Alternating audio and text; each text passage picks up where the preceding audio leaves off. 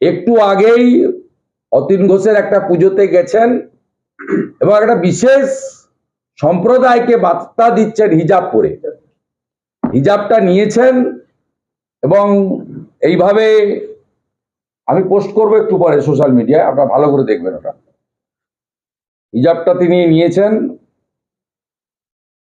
হিজাবটা এরকম করে অতীন ঘোষ সাহায্য করছিল, আমি দেখেছি। এরকম করে নিয়ে এইখানে কানের সাইড দিয়ে ঢুকিয়ে তিনি আজকে পুজো উদ্বোধন করেছেন। সরাসরি হিন্দু আস্থা, হিন্দু রীতিনীতি, পরম্পরাতে আঘাত। পিতৃপক্ষে আজকে শেষ দিন, হিন্দুরা যাদের পিতামাতা গত হয়েছেন তারা পিণ্ডদান করেন, তাদের কালাসুচ থেকে মুক্তি পান। আজকে এখানে কোনো হয় না, কয়েক ঘন্টা অপেক্ষা করে আগামীকাল একদম পুরো প্ল্যান্ড ওয়েতে, যেহেতু হিন্দুরা বিভক্ত,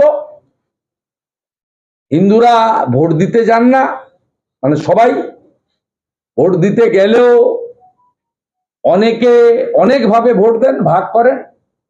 একটা বিশেষ মেসেজ তিনি 32-33% ভোটারকে দিচ্ছেন যে আমি কমপ্লিটলি সেকুলার, আমি নাস্তিক। নাস্তিক নয়, আমি প্রো মুসলিম লীগ। এটা clear message to consolidate her vote bank.